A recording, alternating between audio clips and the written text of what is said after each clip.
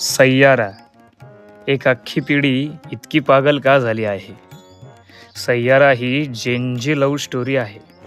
या आधीच्या पिढ्यांनी रक्ताचे पत्र लिहिले, एकमेकांसाठी जीव दिले.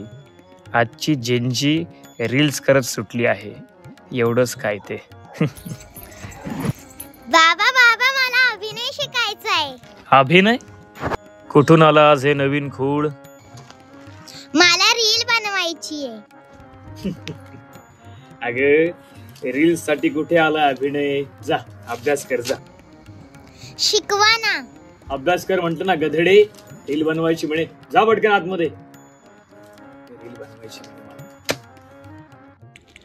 हो कलाकार, तुम्हाला नाही जमलं थांबायला तर नातीला कशाला थांबवताय?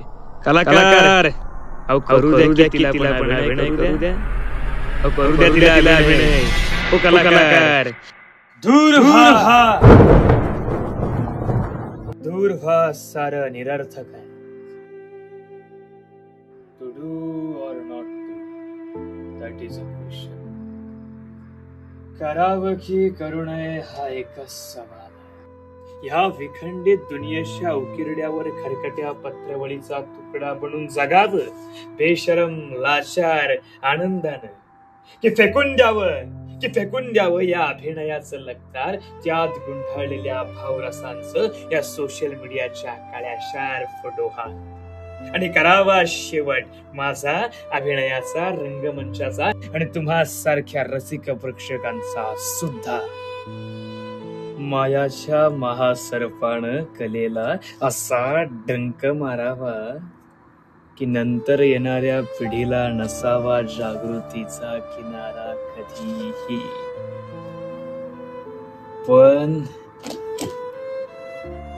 पण पुढे त्या पिढीला स्वप्न पडू लागलं तर